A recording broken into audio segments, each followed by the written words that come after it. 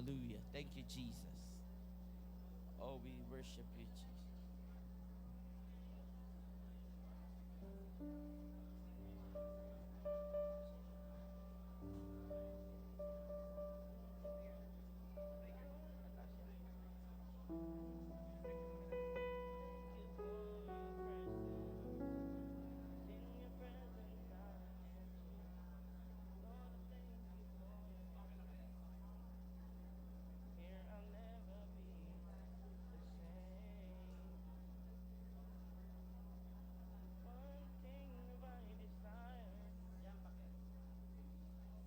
Thank you, Jesus. Lord, this morning as we receive your word, may you teach us, may you break us, and Lord, may we be committed more than ever. Salamat, Panginoon, sa lahat na ituturo mo, itago mo ko sa iyong likuran. Ikaw ang maitaas at mapapurihan sa pangalan ni Jesus. Everybody say, Amen. Before we sit down, let's open our Bibles to Psalms chapter 37, verse 5. Sa awit 37:5, ang inyong sarili sa Kanya'y italaga. Tutulungang ganap kapag ika'y nagtiwala. Napakaganda na salita ng Diyos. Yung word na pagtatalaga. Or in English, it is commitment. Kung gusto pala natin ng success sa buhay, kailangan maging committed tayo sa Kanya. Hindi kung saan. Maraming tao po, napakaganda ng ginagawa ng maraming tao. They put their faith, sinasamahan ng work, and that's how it should be. Pero alam nyo po, kapag mali yung commitment natin on how we do things, we fail. Kahit pa magpursigi ka, magdamag, dumating man na maraming koneksyon, gumaling ka man sa ginagawa mo, kapag mali ang pagtatalaga ng puso, isipan, dahil sa pagyaman, dahil sa sariling interes, pero hindi na talaga para bigyan siya ng kaluwalhatian, babagsak. Nandiyan ba kayo? Happy Father's Day. Before we sit down, we're gonna worship one last time. Pwede ba yun? Isa na lang. Lord, I thank you for your presence. If you know this song, can we worship the Lord? In your presence I am changed. Lord, I thank you. Lord, I thank you for your presence. Here I'll never be the same. Here I'll never be the same. Sing it again. Lord, I thank you for your presence. Oh Lord, I thank you for your presence. 'Cause in your presence I am changed.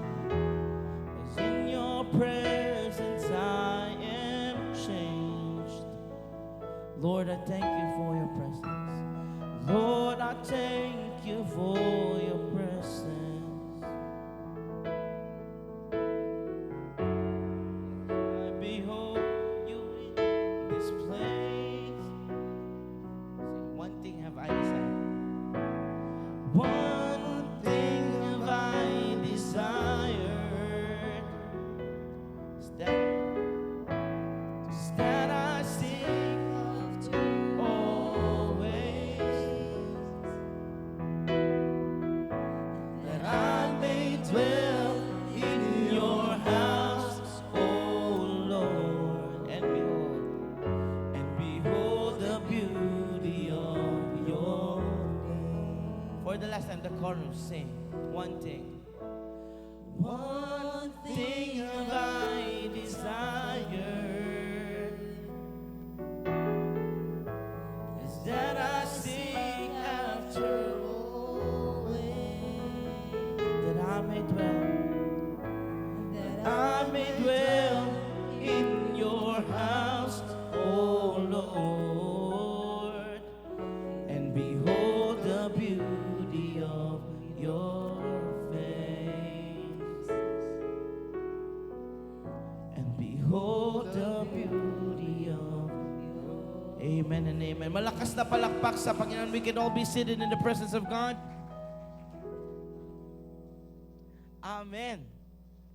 Thank you, Jesus. Pwede bang palakpakan natin minsan pa ang Panginoon? Ngayong umaga, thank you, Pastor Ramela, for that.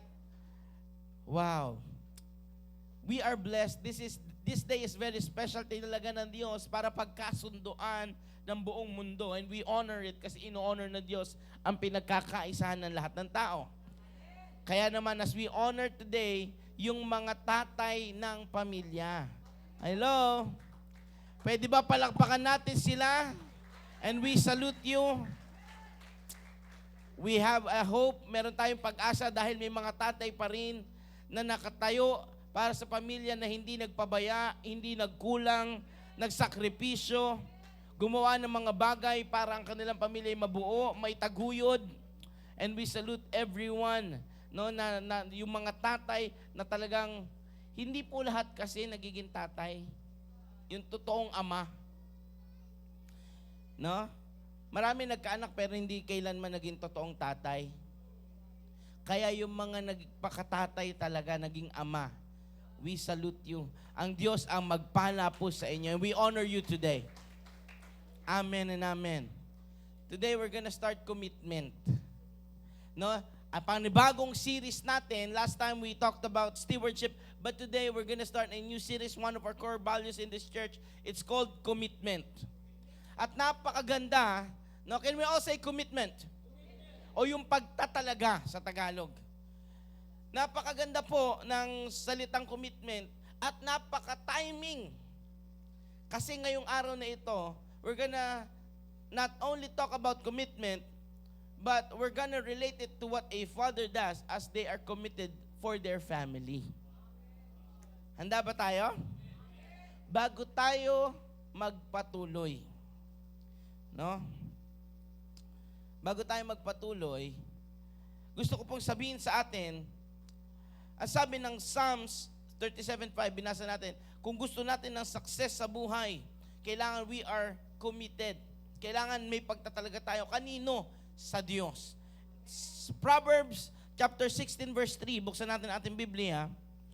Proverbs 16 verse 3, ito po ang sabi diyan, kawikaan sa Tagalog.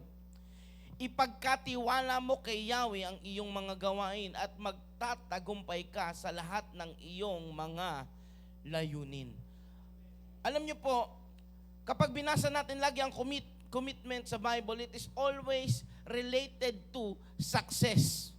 That's why we can say commitment brings success. What is now commitment? Ano nga ba talaga yung pagtatalaga ng gawain mo? No, ito'y isang tinatawag na efforted obedience without waiting something in return. It is an efforted obedience. Ibig sabihin, binigyan mo ng panahon, binigyan mo ng lakas, na pagsunod, hindi binaliwala, hindi binasta-basta. Lahat na nakakasunod, can you say amen? Na hindi nag-aantay ng kapalit. Yung pala ang totoong commitment. Walang inaantay na kapalit. Hindi nakatingin sa resulta, kundi nakatingin sa pagsunod. Meron pong iba't ibang klase ng pagsunod. Alam niyo po, may mga tao tayo na they are dedicated in the service for the country. Ating mga kapulisan, ating mga firemen, they would do everything not just for the salary but because of the love for serving their country. And we salute them. Amen?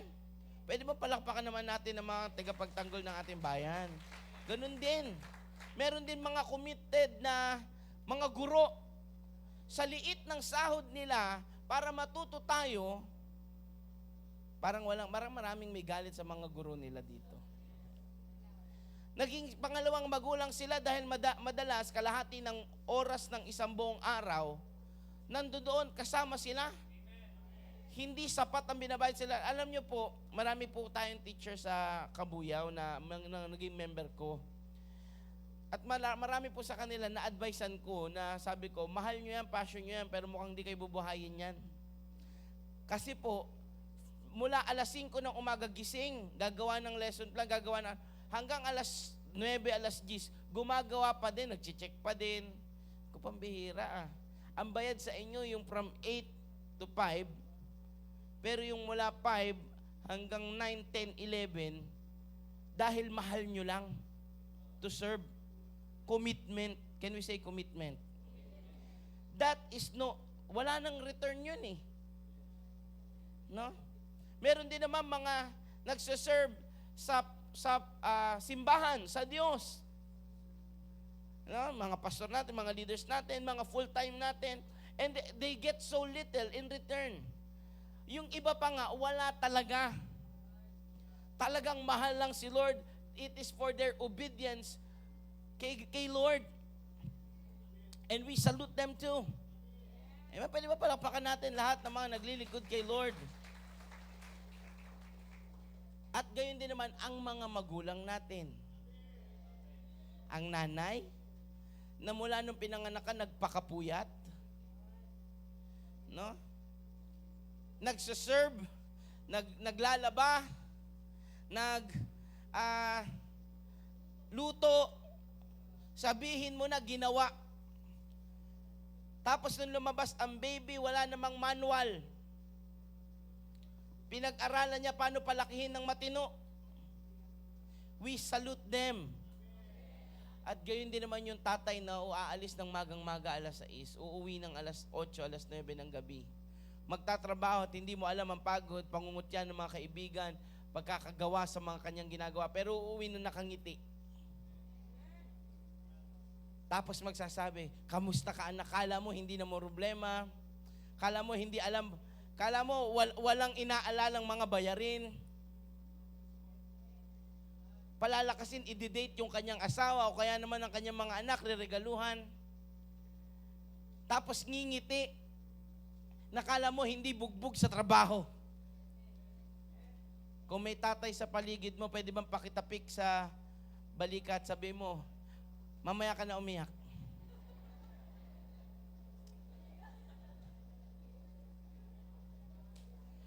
We salute and we honor you. Palakpakan naman natin ang ating mga tatay din. Commitment can never be done without a desire. Gusto ko pong magets natin ito ha. Commitment o yung pagtatalaga sa isang bagay na magkaroon ng resulta ay hindi magagawa at magagampanan kung walang hangarin, desire. At kapag ka meron kang desire, magkukumit ka sa bagay na iyon at magkakaroon ng success. Kaya ka lang magkakaroon ng hangarin sa isang bagay dahil may pagtatalaga ka o yung pagtatalaga in other terms ay pag-ibig para mapangyari yung iyong hinahangad. Malinaw po ba yon? Kaya marami pong nag-aaral ng mga kabataan o yung mga taong nag-aaral pa hanggang ngayon. Kasi they love their parents to be proud. O kaya naman, mahal nila yung kanilang gustong-gusto nila, yung desire nila, magkaroon ng diploma, ng degree. Gayun din naman yung mga nagtatrabaho. Kaya pinipilit magtrabaho, hindi naman dahil mahal na mahal yung trabaho. Sino dito, mahal na mahal niya yung trabaho niya? Praise God, bihira po iyan. You are blessed if you are one of those people. Ayun. So, sa mga nagtatrabaho, hindi naman ganun nila talaga. Meron ba naman, yung mga nag-grab, saludo po ako sa mga ganun mga nag-aangkas, o kaya ang trabaho about paikot-ikot, collections, kasi sa araw po, hindi dito kayang tumapat sa araw ng sandali lang. Diyan, 15 minutes, 20 minutes, nakatayo ka lang ganun. Imagine tumatakbo ka pa, buong araw, sabay yung hangin, hindi naman malamig. Buti sana kung malamig yung hangin, Tapos hindi pa hangin na natatanggap. Polusyon, usok. Pero they're still gonna do it with a smile. Gagalingan pa din, husayan pa rin. It's not because they love their job, because they had a desire. Dahil meron silang gustong magawa. Either yung kinukuha nila kasi kagalakan nilang ma-provide sa kanilang pamilya para may makain. Hello? Lahat na nakaka-relate, can you say amen? Alam niyo po, may ilang bagay dito, no? This is 8 points, pero mabilis lang natin dadaanan, huwag kayong mag-alala. Na kung ano ang isang ama, kung paano ang ating Diyos na nasa langit na ating ama, ay nagpakatatay sa atin, gayon din naman ang ating mga amay ganito, at dapat ito ang buhay. Amen? Ready na kayo? Amen. Ang isang tatay o isang ama ay committed o may pagtatalaga dahil gusto nila ang kanilang pamilya, ang kanilang tahanan ay mag-succeed, ay magtagumpay. Ay, wala namang totoong tao na totoong tatay na ang hangarin niya, bumagsak sana ang aking pamilya. Pero alam niyo po, ito ang katotohanan, may narinig na ako niyan. Nakakalungkot man, may narinig na ako niyan. Nasabi niya, sana nga yung anak ko na yan, hindi magtagumpay. Nalungkot ako. Sabi ko sa kanya, pa, mali yan. Bakit mo sasabihin yan? Hindi yan dapat lumalabas sa iyo. Tinalam ko, nagkwentuhan kami ng ilang sandali. Maya-maya lumabas yung totoo. May tampo sa kanyang anak. May tampo sa kanyang anak. Dahil nung, ayoko na ikwento. Pero yung tampo, baka malaman nyo sino eh. May tampo sa kanyang anak. Tapos, ang sabi lang niya, hindi man lang kasi ako na-recognize ng anak ko. Sa lahat ng pagod na ginawa ko, nakalimutan. Parang baliwala ako sa kanya. Tapos ngayon, siya yung pinagyayaman, parang pinamumukha niya sa akin. Ang sakit. Hindi ko alam paano i-comfort tong tatay na ito. Sabi ko sa kanya, alam mo, tay, kaya niya lang ginagawa lahat ng pagpapamper sa iyo. Hindi para yabangan ka, kasi para suklian yung pag-ibig niya sa iyo. Hindi niya alam paano sabihin. Naunawaan ng tatay. Kinalingguhan, nilapitan, niyakap, sabi niya, anak, naunawaan ko. Mula nung day na yun, maayos sila. Palakpakan naman natin ang Panginoon. Pero walang tatay na gugustuhin. Yung normal, yung pangarap ko, bumagsak ang anak ko. Wala. Lahat. Bakit? Dala-dala niya ng pangalan ko. No? It represents us. Kung paano at ano kaming klaseng tao. Kaya ang gusto namin sa aming mga anak, sa ating mga anak, ay mag-succeed. Mabilisan. 1 Timothy chapter 5, verse 8. Ang isang tatay na committed, yung may commitment talaga o may pagtatalaga talaga, ay nagpo-provide sa kanyang mga anak. So number 1, a father who is committed is a provider. 1 Timothy chapter 5 verse 8, pakibasa po. But if anyone does not provide for his own, and especially for those of his household, he has denied the faith and is worse than an unbeliever. So ang tunay at tama na talagang alam niya na kay Kristo siya nagbibigay ng kalwalhatian, ay nagpo-provide. Kaya naman sa lahat na nagpo-provide, kung ang tatay mo at may kilala kang tatay, o ikaw mismo nagpo-provide, palakpakan natin si Lord dahil tama ang iyong ginagawa. Mahinang palakpak yan.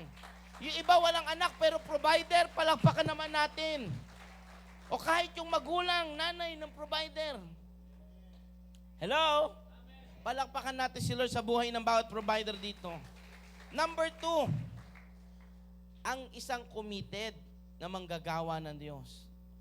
Kagaya ng isang tatay, committed din, ay laging nananalangin sa kanyang mga anak. He is prayerful, for he prays for his children. 1 Chronicles chapter 29 verse 19. And give my son Solomon a loyal heart to keep your commandments. Nananalangin si Haring David para kay Solomon. Ang sabi niya, Lord, bigyan mo siya ng tapat na puso para hindi niya kalimutan ng lahat ng iyong utos.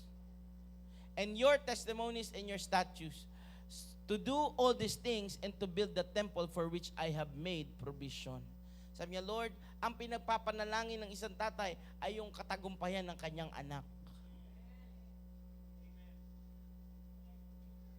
Pangatlo, ang isang committed na tao, no? Committed na manggagawa ng Diyos, kagaya ng isang tatay, ay mabuti sa kanyang magulang, mabuti sa kanyang asawa, mabuti sa kanyang nanay. Amen? May mga tao po, mabuti lang sa asawa, sa nanay niya, hindi. Parang hindi na naka-amen ng tao. O yung iba naman, nakapangasawa, pero sa asawa niya, kung ituring, parang hindi niya asawa, yung nanay niya pa rin ang lahat. O, biglang ayaw na umamen ng iba. Sabi ng Ephesians chapter 5, verse 25 to 28, ito po. Husbands, love your wives, just as Christ also loved the church and gave himself for her, that he might sanctify and cleanse her with the washing of water by the word, that he might present her to himself as a glorious church, not having spot or wrinkle or any such thing, but that she should be holy and without blemish. Last verse. So husbands ought to love their own wives as their own bodies. He who loves his wife loves himself. Mahal ang kanyang asawa. Kung andyan yung asawa mo, pwede ba sabihan mo, mahal na mahal kita? Naku, ayaw tignan. Babagsak kayo, nakikita kayo ng Diyos ngayon. Kung nandiyan dyan ang asawa mo, pwede ba pakilingon? Tapos sabi mo, I love you. Kung proud ka, sigaw mo. Ba't parang walang nag-I love you dyan? Sigaw mo naman. Dapat pinagmamalaki mo yan. Sabi ng Biblia kung paano si Kristo pinagmamalaki ang iglesia. Mahal na mahal. I love you. Wala, mahina. Alam nyo, ako naniniwala dahil good provider ang mga tatay. Meron ba dito mga good provider? Pinipilit ang lahat, no? Iniinda lahat ng sakit nararamdaman para lang makapag-provide. Alam nyo, minsan, yung I love you din, yun lang, sapat na no? Yung I love you lang, na may kasamang regalo, saka may date, tas may kindat, alam mo na, sabi mo sa kasama, alam mo na. Number 4, mabilis lang to, sabi ko sa inyo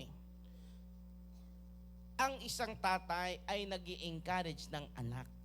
Hindi nang di-discourage. 2 Thessalonians chapter 2 verse 11 to 12. And for this reason, God will send them strong delusion that they should believe the lie, that they all may be condemned who did not believe the truth but had pleasure in unrighteousness. 2 Thessalonians chapter 2 verse 11 to 12. Tama ba yan? Parang mali yung verse ko. Tingnan natin ha. Dito.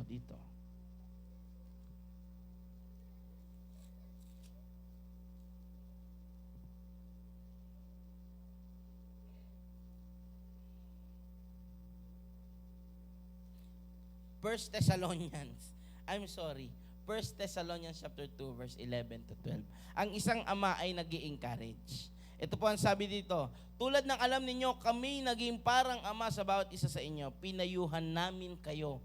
Pinalakas namin ang inyong loob. At tinatasan na mamuhay ng kalugod-lugod sa paningin ng Diyos na tumawag sa inyo upang mapabilang sa kanyang kaharian at kaluwalhatian. Ang isang ama ay nagpapalakas, nangi-encourage. Yan basahin natin maayos. For you know that we dealt with each of you as a father deals with his own children. Paano nagdi-deal?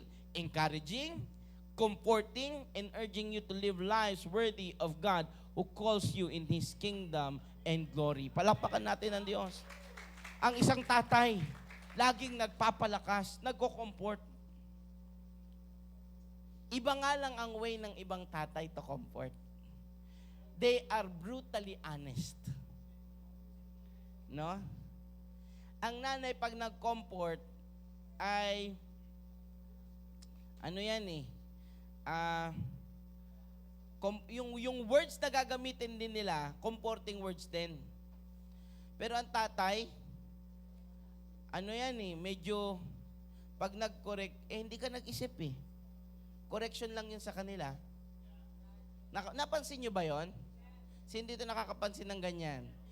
Mula sa tatay nila, o kaya yung partner nila ngayon pag nag-correct sa anak, napansin nyo, ang nanay, sino dito mga nanay na namamalo? Meron pa po ba? Sige, taas ang kamay. Bihira na yan Bihira na. Ang laki na po ng anak ko, pero nung bata sila, pinapalo nyo po. Pansin nyo po ang tatay minsan lang. Oo, pero hindi natatayo ng 2 araw. Di ba? Yung okay lang, sige na, kakausapin. Papaluin ni nanay, kakausapin niya. Pero kapag si tatay na ang sumitsit, shh! Alam mo, tapos na, di ba? Pagkatapos niyang paluin at kung ano-anong gawin, sasabihin, kasi mahal kita. Mahal mo ko, nalumpo ko. Natatawa kayo, pero totoo. No? Minsan nga, pinag-aawayan ng mag-asawa yan, no? Sobra ka naman. Meron ba dito mga magpapatotoo, minsan pinag-aawayan nila yung pagdidisiplina sa kanilang anak? Pwede ba taas mo kamay mo para makita ng iba minsan? Kasi yung iba, hayaan mo na. May mga tatay na sobrang gentle and loving. Meron po. Ang daddy ko po ganun, pero kapag nagalit, minsan lang. At kapag may nahawakan, papaluin ka hanggang mabali. Opo, gentle giant, gentle monster. Kaya, ewan ko po, pero parang ang ate Milky ko, hindi napalo. Si Pastora Melan, hindi napalo ng daddy. Ako po kasi nahampas ako noon napalo-palo ako noon Mabait po kasi akong bata noon. No? Mababait din naman po sila in their own rights. Pero iba yung kabaitan ko kasi noon. Ang tatay nang i-encourage. Number 5. Sabi ko sa inyo, mabilis lang to, 8 lang to, 5 na tayo. Ang tatay ay nagtuturo. Hindi lang nag-i-encourage, hindi lang nagpapalakas, hindi lang nagko-comfort, nagtuturo. Kaya tatay, pag hindi ka nagtuturo sa anak mo, iba magtuturo dyan. Tuturuan ng social media, tuturuan ng kaibigan, tuturuan ng asal ng mundo, turuan mo. Parang walang umi-amen. Meron pa po ba dito? Ako po, I don't say na gawin ninyo, pero ako po, bawal po mag-YouTube ang aking anak. Si Jesse, bawal. Kahit yung pinanonood niya po sa mga palabas sa social media, yung sa Netflix, kunyari, kahit yung pinanonood niya doon, bawal. Ako po namimili. Hindi ko pinanonood ng Cocomelon, hindi ko pinanonood, sorry po kung naano kayo. Hindi ko pinanonood ng kung ano-anong hindi maganda. Bakit? Kasi bago ko sa kanya papanoorin ko muna kung may maa-adapt siya na bawal.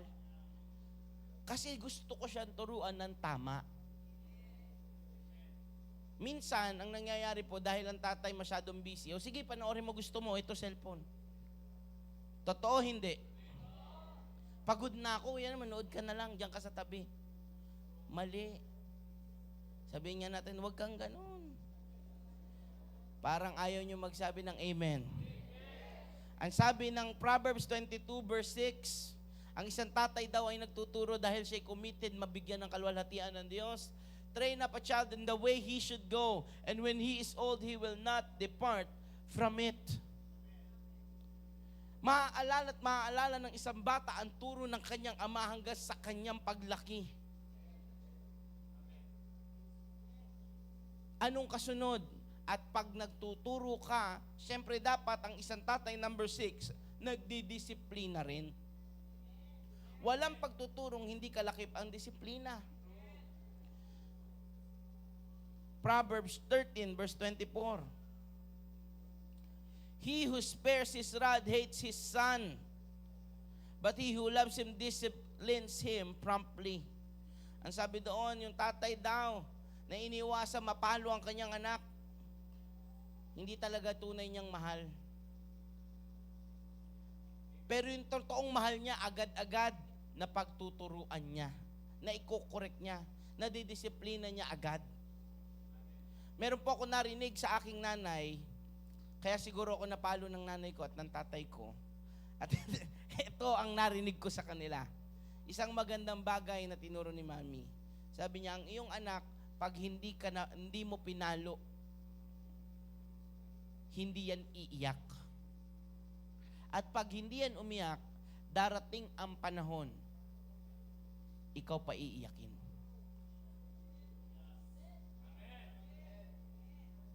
Kasi walang nagturo, walang nagdisiplina. Kaya kaysa paiyakin tayo one day sa mga maling desisyon nila, turuan mo na at disiplinahin mo na. Hello? Ang tatay po'y tiga-disiplina. Number 7 na. Pwede ba sikuhin mo yung katabi mo, sabi mo, ang bilis. Number 7 na, kaya kailangan nakikinig tayo.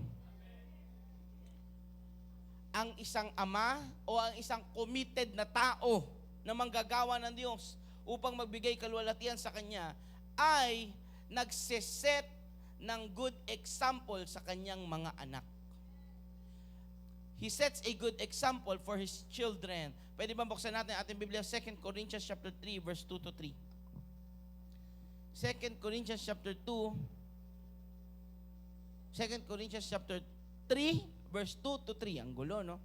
Yan, tama yan, anak. Pakilagay sa NIV, anak. You yourselves are our letter, written on our own hearts, known and read by everyone. You show that you are a letter from Christ, the result of our ministry, written not with ink, but with the Spirit of the living God, not on tablets of stone, but on tablets of human hearts. 2 to 3. Sabi doon, hindi, doon lang po, ulitin natin. You show that you are a letter from Christ. Kinakausap niya, tao daw po, ikaw ang bukas na libro ng Diyos sa buhay namin. Bilang mga tatay, tayo ang bukas na libro na binabasa ng ating mga anak. Hello? The earliest learnings ng isang bata po, nakikinig kayo, ay hindi sa pagsusulat o sa pagmemorya, kundi sa pagkopya ng nakikita.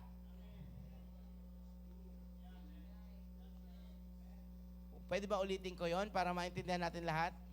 Hindi sa pagsusulat ang pinakauna nilang nagagawa o sa pagmemorya.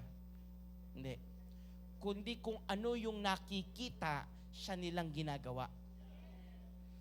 Kaya hindi ka magtataka kung paanong umasta ang iyong anak in public kasi yun na nakikita nila in private.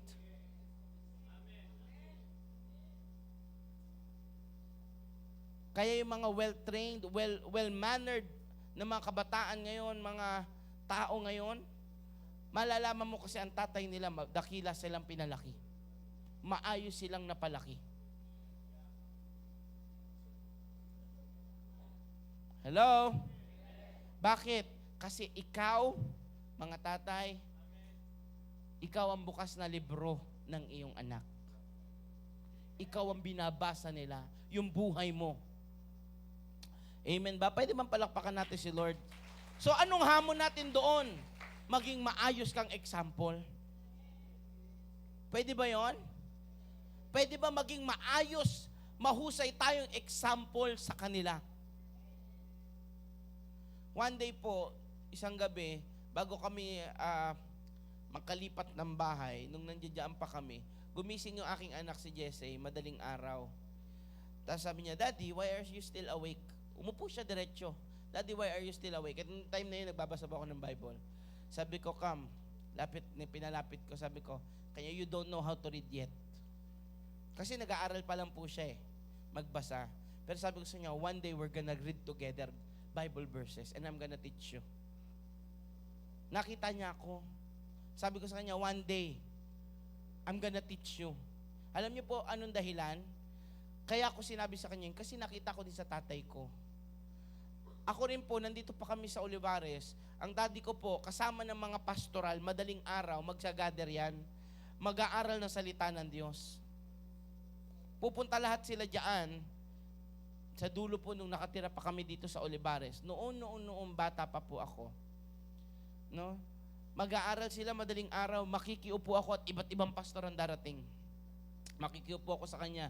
Hindi dahil gusto ko, kundi dahil sabihin ng daddy ko, dito ka sa tabi ko. He is setting an example. Ano yung sineset mong example sa iyong pamilya? Ang mami po namin, nag-set din ng example sa amin. Pinakamaagang gumising sa bahay namin iyon. Nagtatagpo kami noon ng pagtulog ko at paggising niya. Ganun kaaga gumising. Tapos uupo na yun sa lamesa niya, mag-aaral. Tatawagin ka nandito ka, anak. Tuturuan kita ngayon. Sasabihin ko sa kanya, pagod na ako, mami, nantok na ako. Hindi, sandali lang to. At madalas, naliligtas ako ng Pastor Amen tuwing nandito siya. Kasi sasabayan naman ni Pastor Amen yun. Tatakbuhin, bababa. At silang dalawa mag-uusap. Sabi ko, akyat na po ako. Ako naman matutulog. Nagseset ng example ang magulang kung paano ang tama kasi ikaw ang binabasa. Kaya kung meron diyan ang tatay sa paligid mo, may magulang diyan nasa paligid mo, pwede ba sabihin mo sa kanya, magaling kang example.